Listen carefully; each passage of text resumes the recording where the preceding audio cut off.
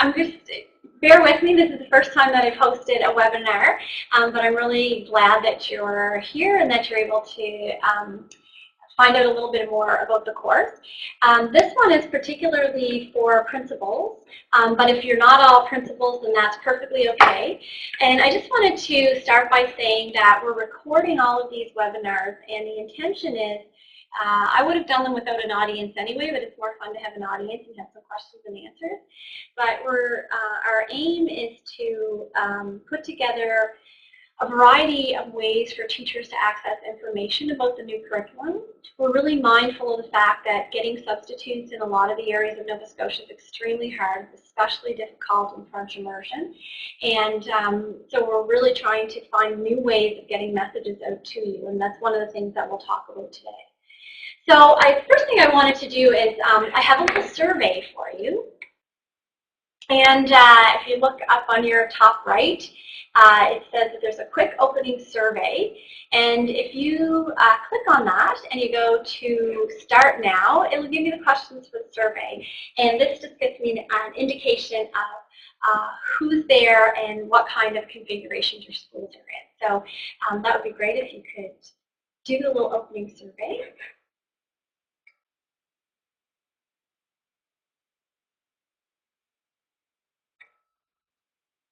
Yep. Populating some answers.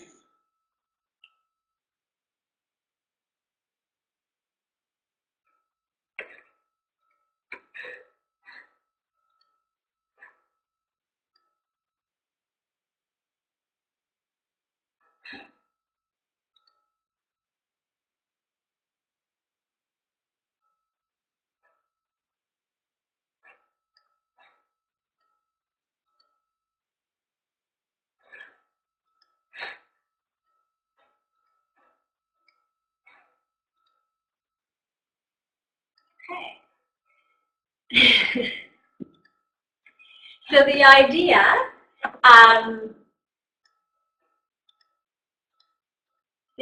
is that I just wanted to kind of get an idea of who is out there. So if you look at your school or the grade 9 social studies classes, English only or English and French immersion. So the people participating today, 2/3 of you have both English and French immersion in your class, and 1/3 have just English in their school. Are the grade 9 social studies classes typically at your school all year long or semestered, or someone didn't answer that one? So we can see that several of you are coming from all year schools, and some of you are coming from semestered schools. And of the people who are here today, some of you have heard that it's coming but haven't heard very much yet, and some of you haven't heard anything. Someone hasn't heard anything at all, which is fine. So the aim today is to give you as much information as possible to help to support the teachers in your school, to learn about the new course, and so that you have the right information. So I'm going to close that for a minute.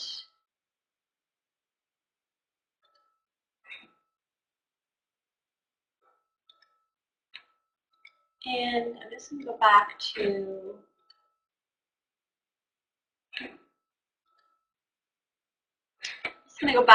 the presentation.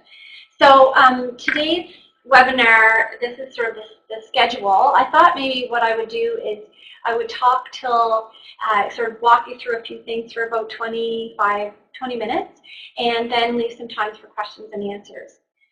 So I'll tell you a little bit in terms of introduction. So my name is Wendy, and I'm the project lead for the new Social Studies junior high curriculum, and we started with Social Studies 9, and we had a mandate to do a Citizenship Education course. So I come from the Halifax Regional Center for Education, and I'm a junior high teacher, and I was borrowed from my classroom for 2 years to lead the project here at the Department of Education, and with a team of teachers. So just in terms of a brief background, the minister at the time asked for a change in some of the curriculums for the citizenship component, and as a result, we brought in a number of people early on, even before I started working here, and those people looked at, those were stakeholders, so there were people like from elections, Nova Scotia, people from universities, there was a couple of classroom teachers, there were people from other government departments, people who kind of had Springtide Collective, people who had a stake in sort of civic or citizenship education. And they talked about a vision for a course that wasn't just a political course, but more of an all-encompassing kind of course where you could look at a student's role as they grow in their communities and their schools. And also to include things like government and things like global citizenship and so forth. In order to do that, then I came on board and we had a lead team, which was made up of a teacher from every school board at the time. And we worked all of last school year together as a group to put together some outcomes and indicators that we thought were ready to be piloted. And this year we increased that team. We added a school, at least another school in every board, and those folks piloted the outcomes and piloted the new materials for us. So that's a brief background to where we are today. So right now in the province we have 18 teachers at 14 schools who are doing a pilot program in English and in French immersion and integrated French. And there's also 2 pilot programs going on simultaneously in CSFA. They would have their own sort of professional learning and launch. They have a slightly different set of curriculum outcomes as us. But right now we have a number of teachers and with classes in various configurations. Some are semester, some are all year, some are positioned within the Discovering Opportunities program, for example. And they have all been working all year to see how this is working and whether it's ready. And through a lot of consultation, we've determined that it's ready to roll it out. And so starting in September, this course will replace the current Atlantic Canada and the Global Community. And so that's the message, and that's sort of how we got here now. So the course, the direction at the time was to create a mandatory course in 21st century citizenship. And we were asked to include topics on civics, Canadian government, citizenship, personal finance, volunteer, media, digital, and service learning. So we took that information and we said, okay, how can we make this interesting for grade 9 students? How can we make it accessible? How can we make it a different kind of course than maybe what they're used to? So the design of the course is largely inquiry based.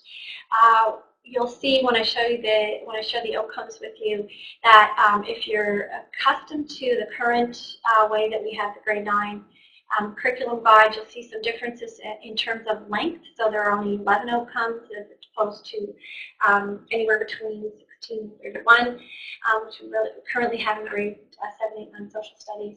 And there's a lot of emphasis on teacher choice in terms of the kinds of issues or the kinds of case studies that they bring in relation to those outcomes. So the course was designed with kind of to be innovative, to be inquiry-based. We weren't really looking to replace a traditional course with another traditional course. So we saw this as a real opportunity to do something unique and to shift the way that people were considering social studies education, starting with this as kind of our flagship course. So before I show you what the outcomes and indicators are and talk about what it might look like in your school, I just wanted to know if you had any questions at this point. And there's a couple of things you can do. There's a little raise your hand feature up here in the top left-hand corner that will indicate to me that you have a question, or because we're a fairly small group, I'm quite comfortable with you just identifying yourself and asking your question. I don't know if anyone has any questions right now. So if we're good, in this little feature, share my status, where the little hand is in the top left-hand corner, if you're comfortable with us moving on, you can click on the I agree thumbs up, and then I'll know that we're good to move on, and I won't move on without you. If you have a question, please feel free to ask.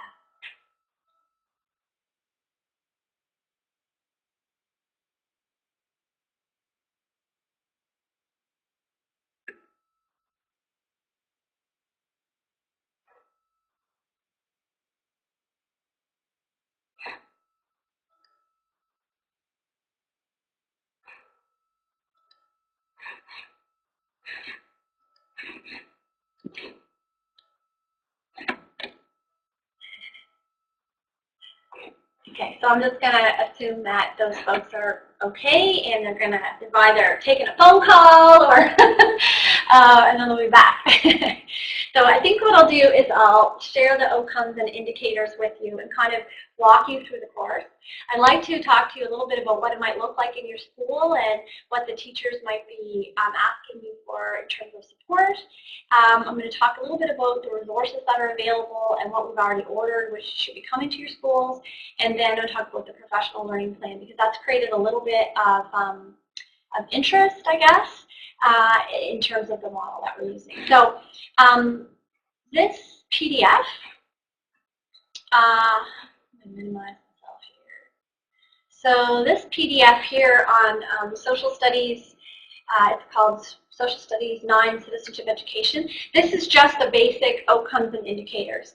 And I think I set it up that you can download this and print it. And this is something that is able to be shared. So although I do have some webinars coming up for the teachers, if you want to share this with them beforehand, please feel free. I just certainly don't mind. So the idea with this course, so if you look at the list that we had with civics, Canadian government, financial management, digital citizenship, there was a lot that we were asked to put into one course. And so we really worked hard to try and filter down the things that the grade 9 teachers who were working together really thought were the best things to look for grade 9. And so what we have 11 outcomes, and they're quite interrelated, particularly with the first outcome. So the first outcome is a service learning outcome, and we put it first in the document so that people would know that it was there and they could think about it all semester or all year. So this is a service learning project. So I just wanted to maybe clarify what service learning means. A lot of people who, perhaps some of you are in schools that have the O2 program in the higher grades, and sometimes people aren't sure about what service learning means. So service learning is simply a kind of learning where students are meeting outcomes through the work that they're doing through their projects. So what we're looking at for grade 9 is, are there ways that students can look at the things that they think are important in terms of needs or issues in their school or their community, and can they meet outcomes through trying to make that issue better? So we're talking about, it could be something very simple. For example, I was at a school visiting yesterday, and they were talking about the fact that there doesn't seem to be, that the food options that are healthier in the cafeteria are more expensive. And maybe something that they think is an important issue, or a group of students that think is an important issue, maybe that's something that they could work together to see if they can advocate for a change, something like that. So it could be an advocacy project. It could be something physical. So I know that there was a school, one of our pilot schools, for example, this year, they found that there was a real disrepair that had, the cenotaph in their community had fallen into disrepair. And so they physically worked in that area of their community to restore the grounds, to build a bench, to plant a garden, and their aim was to have it ready for Remembrance Day. So it could be something, so through that they were meeting outcomes, right? They were meeting, they had to find out who owned the property before they started to do things on it. They had to call their municipal councilor. They had to call the Legion to see if they could get a flag for the cenotaph. They learned what flowers would grow when they wanted to plant things. So the idea is that the class would consider the things that throughout the year or throughout the semester really stood out to them and come up with something that addressed that need. So that's something that in your schools, your teachers might be concerned about, or you might be concerned about, especially if you have a number of grade 9 sections and how that might work. But just to know that it doesn't have to be a great, you don't have to build something brand new. You don't, it's just, is there something that the students can do to address a need that they see, and the need has to come from something that they really think is important to them. So they look at, they select something together, or maybe a couple of large groups in the class. They look at what skills and strengths do we have here in our class.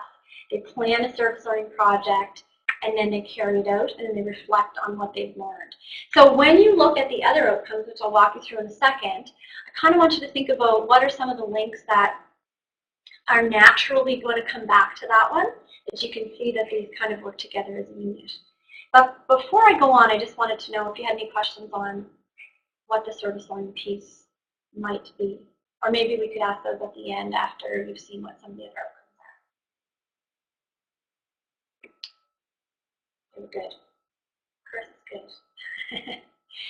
All right, so so that's the service learning piece, and that's kind of like, I'm calling it the capstone of the course. And the teachers who piloted this year, they did a whole variety of things, and I'm really excited to share some of those. They're going to share them with other teachers in different kinds of professional development as we go on in the spring.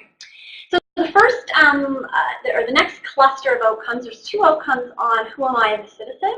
And so they're looking at what does it mean to be a citizen, what are the attributes of citizenship, what are my rights and responsibilities as a citizen now if I'm only 14 or 15 years old versus as I grow, how might that role change over time, and what are the skills that I already have that can help me get involved in my community.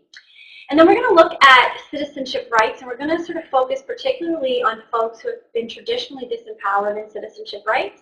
So for example, Mi'kmaq people, we could look at other indigenous groups, we might look at women, we might look at people who were interned, or people who weren't given the right to vote, for example. So why have citizenship rights changed for various people over time in Canada? And then looking at the role of citizenship rights in relation to treaties and the citizen's role in reconciliation.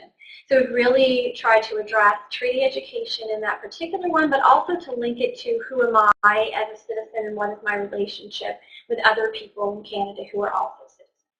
So that's sort of that introductory piece, and we're hoping that that sets a really good foundation for the other outcomes. Now, we put these in order because when they go into Power School, they have to be in order. And right now, we have them on, in your documents, so they're in order. However, the teachers don't have to do these in order. So if a teacher is really, so for example, there's a whole unit on governance. If it was an election year, I would probably start with that. If there was going to be an election in the fall, for example. If a teacher was looking at something that was happening in their community or something that was happening in the world, they might want to go right to the global citizenship outcome and look at that. So I want to make that clear that in terms of planning their teaching and planning their student learning, that there's a lot of flexibility with how they can move those around. Most of the pilot teachers started with who am I as a citizen. It just seemed like a logical place to start, but they didn't all just go to the next thing on the list. So the next thing on the list is financial citizenship, and at first we had we were looking at how does that fit in, like how does personal financial management or financial citizenship fit into a citizenship course. And the thing that really we kept coming back to was the idea of financial capability and the idea of being financially part of a community, whether you're working, whether you're purchasing, and what does that do in terms of your interaction with other people in your community, including volunteering. So we're going to look at economic decisions from the perspectives of various groups of people. So kind of in the larger scale first. So how do people look at needs and wants? How do people place value on things that's monetary or not monetary? What do our tax dollars do? How does the government decide how to spend our money? How do they decide what the priorities are? How come there's still economic disparity between different groups of people in Canada? So those are kind of the big things. So it does take into that sort of that larger economic piece, but also looking at that in terms of decision making and who gets to make the choices about finances. Oops. And as well,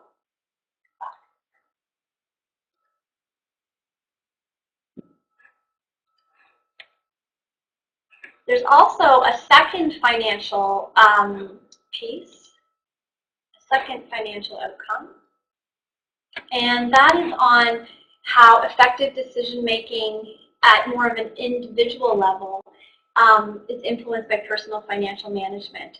So how do the decisions that I make in the short term or the long term, how can they be linked to financial consequences? What are some of the impacts of informed financial choices on my personal goals? What are the indirect or direct impacts of financial choices on other people? So in those ones, we might look at things like, what happens when students choose to leave the Maritimes? And what happens to the communities that are left behind? If I don't make a financial plan and I'm not financially responsible, what happens to the community around me? So it's really kind of, that one is bringing it back to the student. So there's a little bit of personal financial planning there. And it has a nice setup for Mathematics 10 where there's a financial mathematics piece, just kind of as a good lead-in or an introduction to that. There's a unit or a cluster of outcomes on a theme on digital citizenship.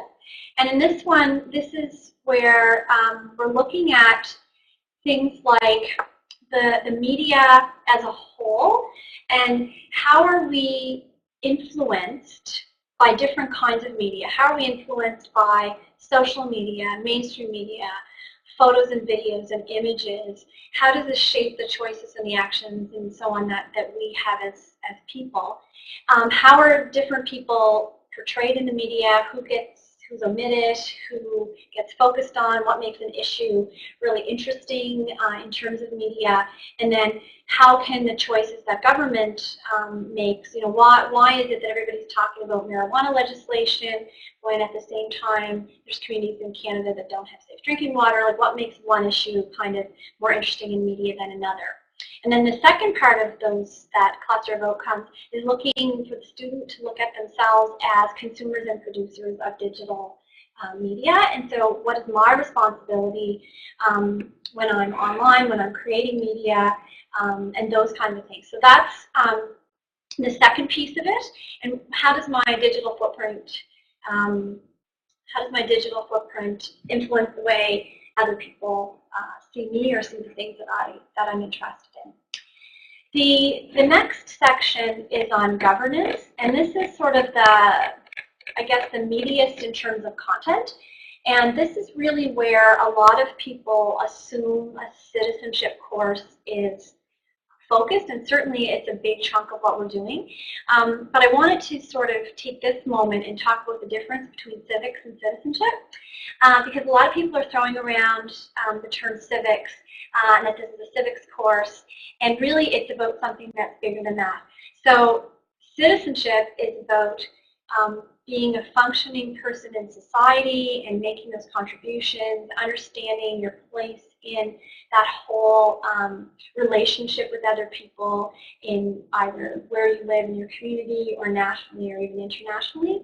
And civics is really the study of government and politics. So this part, this governance cluster, that's the civics part, but it's in the context of a much broader definition of citizenship that we chose to go with. And I think that really is much more of a grade, it's much more appropriate for the learning level that we're looking at in grade 9. And I think it probably sets people up for a much better participation instead of just understanding how government functions, but really why and what is my place in that.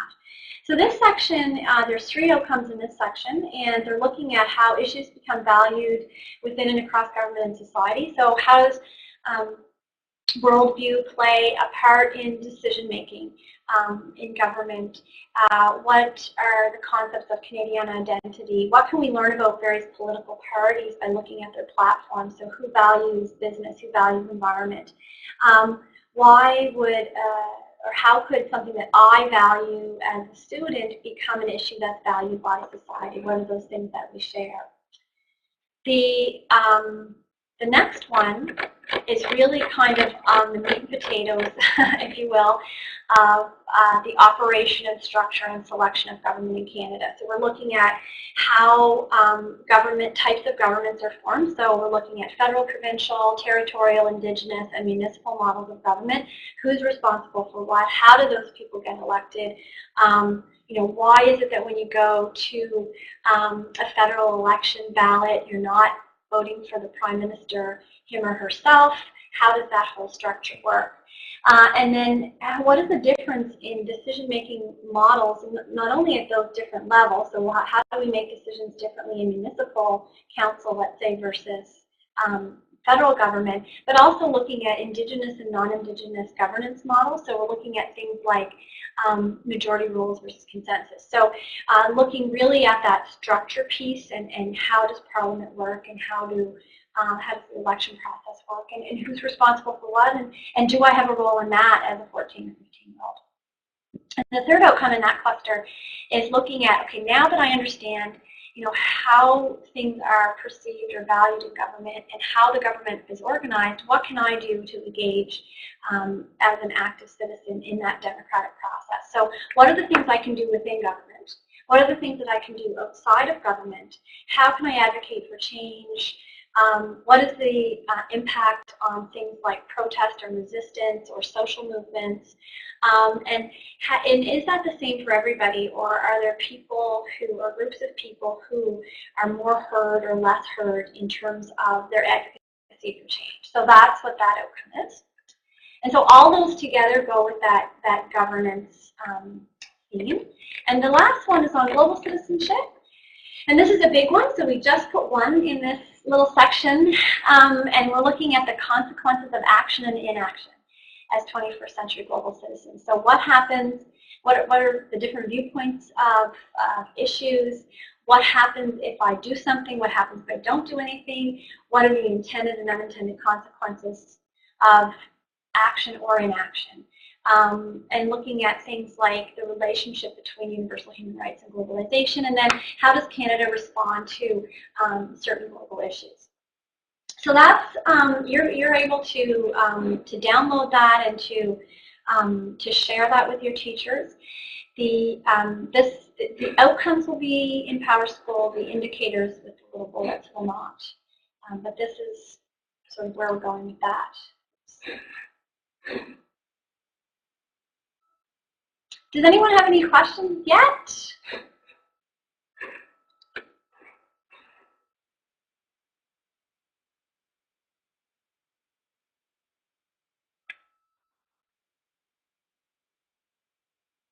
Good. You messed it.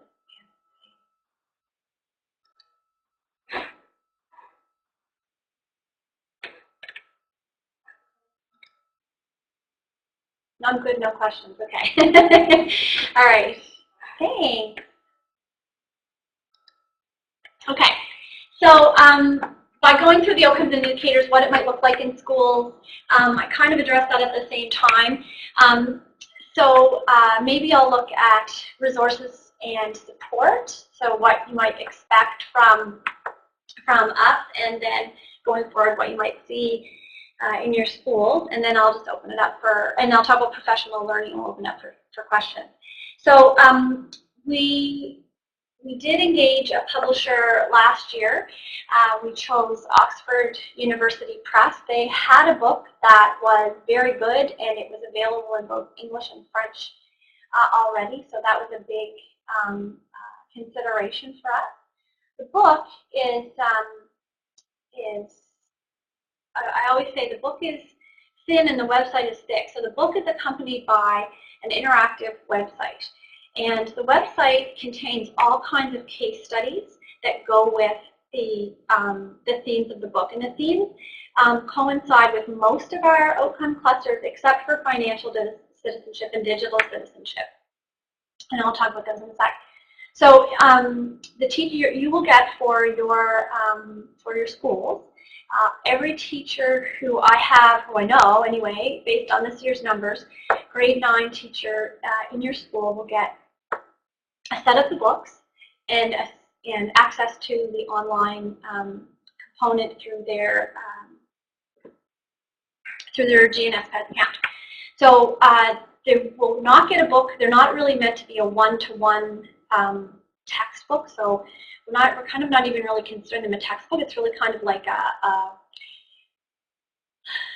a resource or a student idea book or a place to launch the discussions, I guess. So the idea is that you would maybe look at some images, some questions, a mini lesson from the book, and then the students can have access and the teacher can have access to the website where they've got all kinds of case studies that have already been vetted, and they correspond with the questions, the big thinking questions from the book. So it's a combination.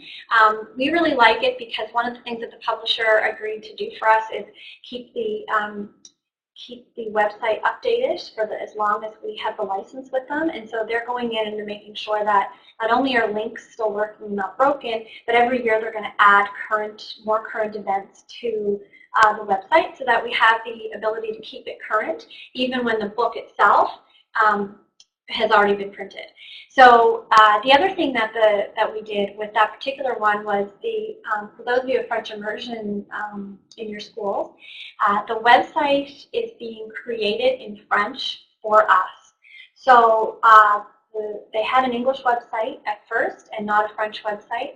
So we engaged them to make a French website, and it's really been exciting to be on the ground floor with that one because the French Immersion pilot teachers and the French consultant here have been able to look through the material early on and look at the appropriate reading level for both early, late French immersion and integrated French learners, and that's been really, really exciting. So that is going to be equal in both English and French for the students.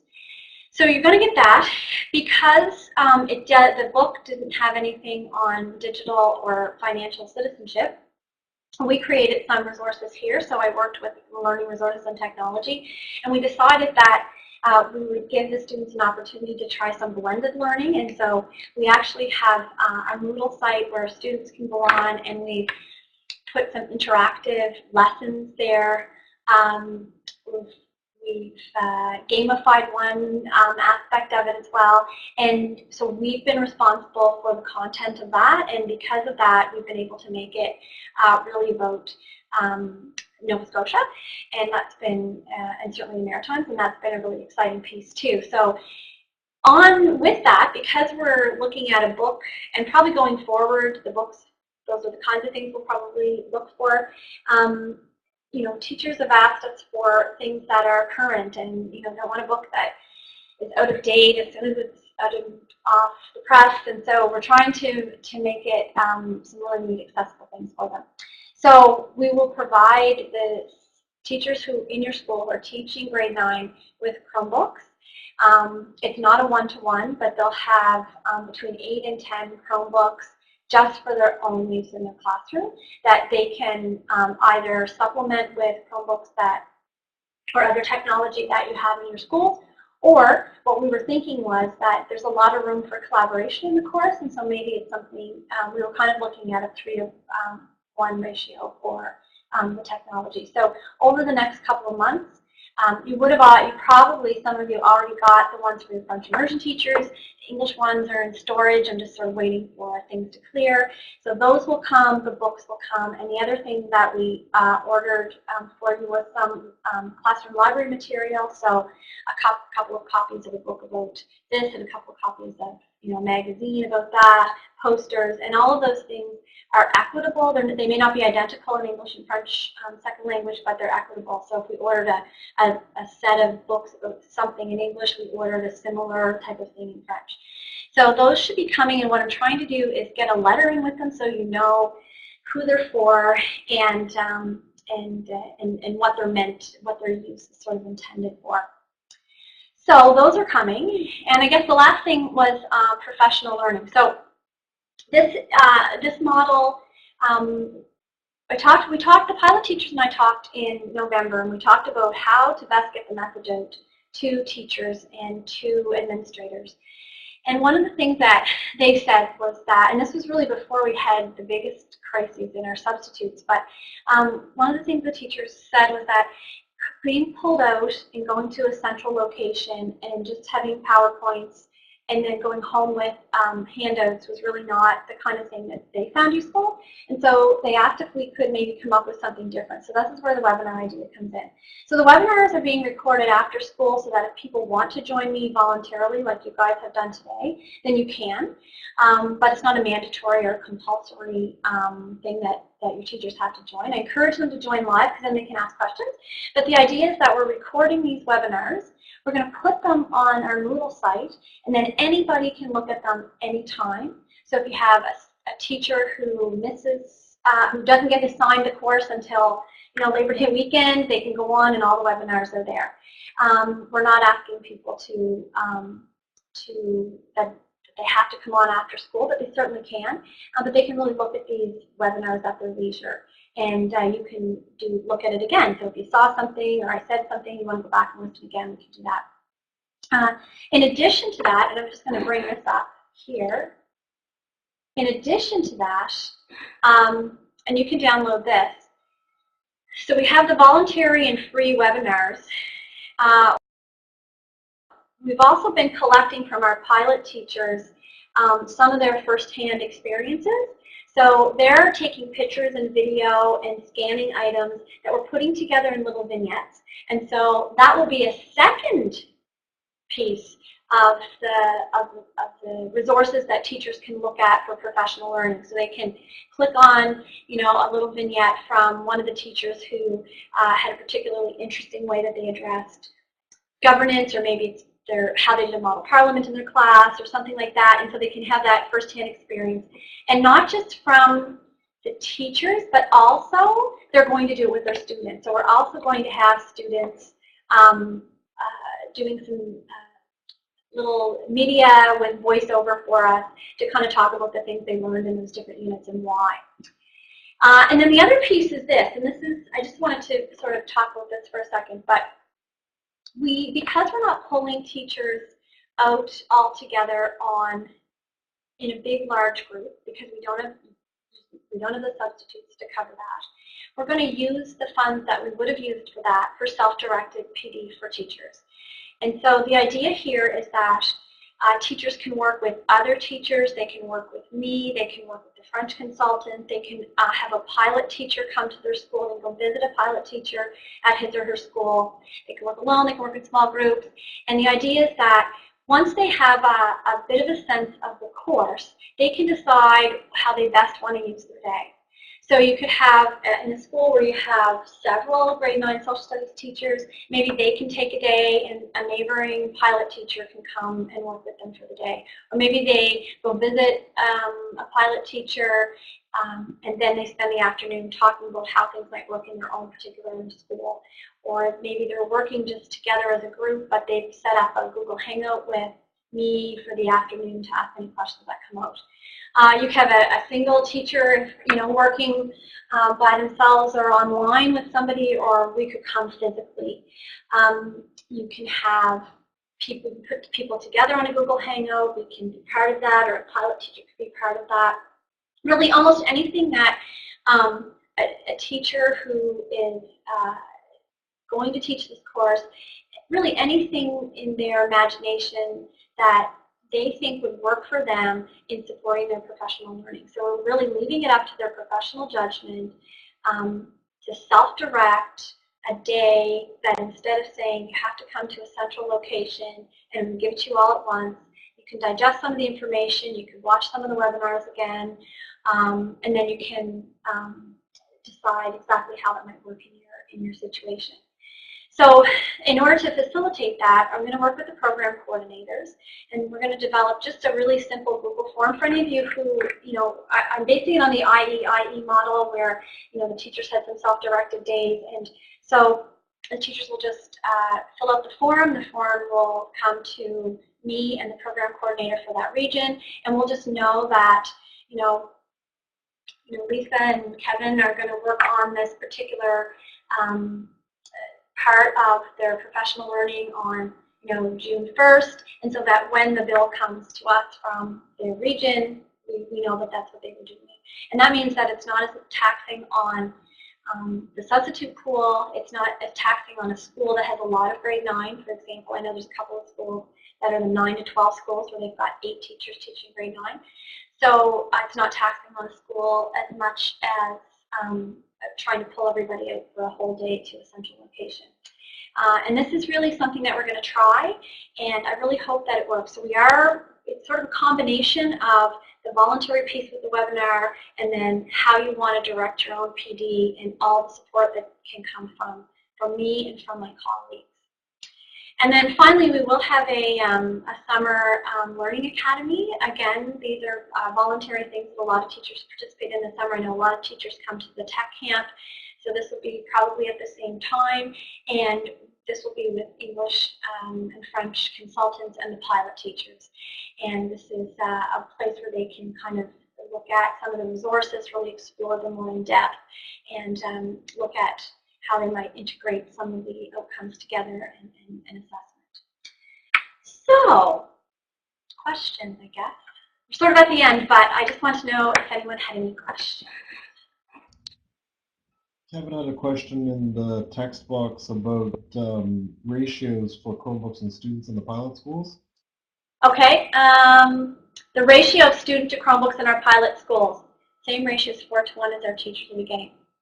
So in the pilot schools, I had the funds at the time for 8 Chromebooks per teacher. So that's what they had. We were basing it on a classroom of 32, so a 4:1 ratio.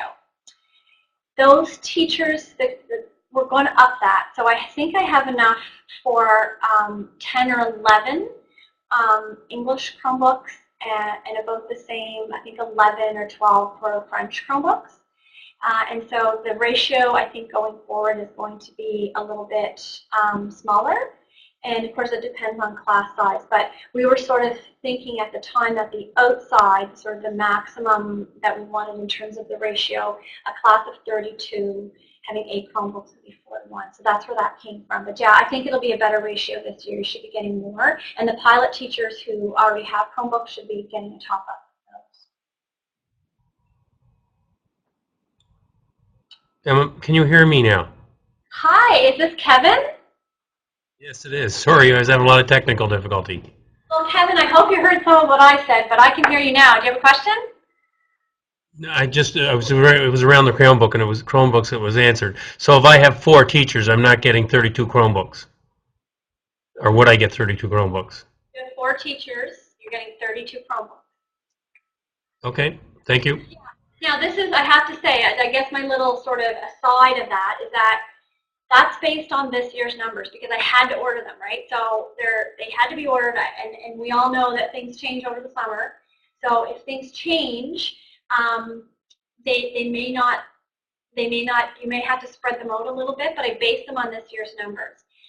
And I did the same thing for French Immersion. So you're basing, the French Immersion don't tend to change quite so much as the English, but it is possible that you might get 32 Chromebooks, then next year you have 5 teachers, and in which case we'll see if there's a balance out somewhere else, like someone didn't need 32, they'll need 24, maybe we can, if they're in your board or your region. But yeah, that's the idea, is that the teacher themselves has those Chromebooks for their use because they go with this course, because if there's an expectation for technology, then we should be providing you with some of that technology, and that's really where we came from with that philosophy.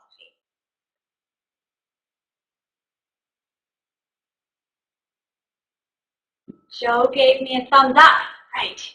And Joe asked, is there a preference for the semester course over a year-long course in the 9 to 12 schools? Okay, so that's a really good question. I understand the complexity of having different configurations of how grade 9 looks in the province right now. So the year-long schools, sort of the more traditional junior high scenarios, those tend to be fairly straightforward. Because there's no time to learn specifications for grade 9, I can't really tell you, how many hours that will all equal out to. What some schools are doing, are doing grade 9 in a semester. They're doing it every day for one semester. They do social studies one semester, maybe science the other semester. Some are doing every other day all year, and they're doing it back-to-back with another course that also is the same time. So they might have science one day and social studies the next day, but they do it all year. And that works especially well for schools that have a lot of a lot of social studies teachers teaching high school courses as well. So I will say this, the course was designed to be a full course, the same as science, the same as math, the same as English. So I can't say how people will schedule it, but certainly to keep that in mind when you're thinking of how to schedule it. It is a pretty robust course, and I would love for kids to do social studies every day, but that's my my bias. But yeah, it whatever works for your school in terms of scheduling. There are ways to do it all year long, even in a semester of school. But you could do it every day in one semester too, like some schools. Does that answer your question, Joe?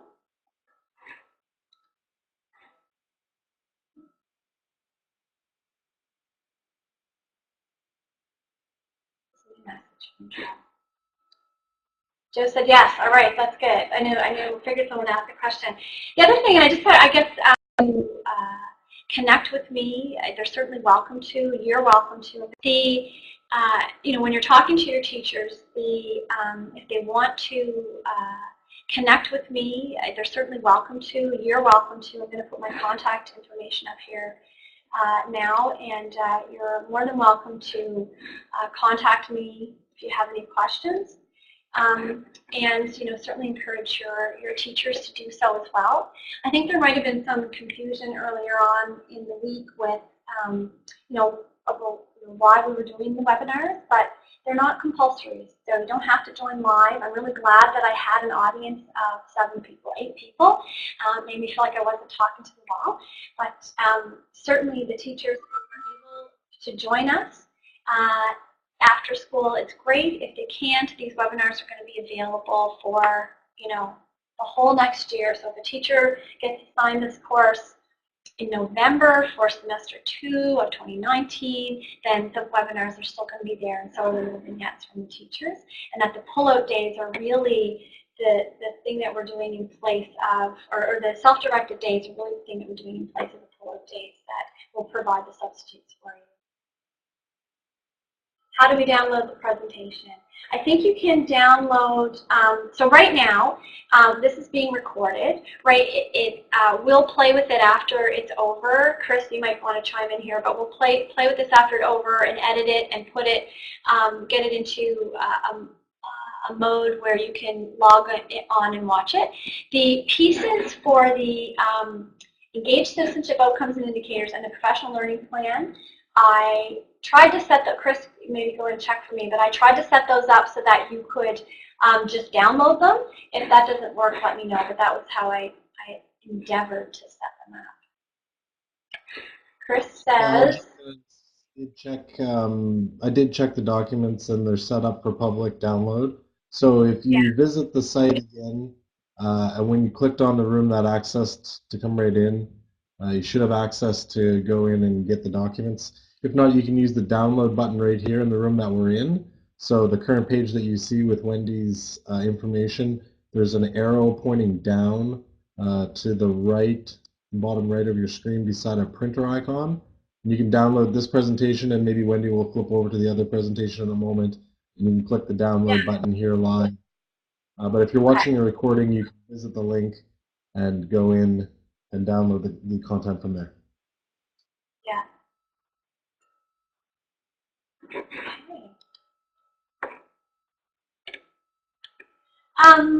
Are there any other questions? I do encourage you to reach out either on email or have your teachers reach out if they have any questions. I'm more than happy to talk with people individually, more than happy to visit with people, and I'm really excited about the course, and I'm really excited about doing the professional learning with people in kind of a new and unique way. So thanks very much for joining me today. And if you have any questions, otherwise, have a great rest of your day. You're welcome. You're welcome.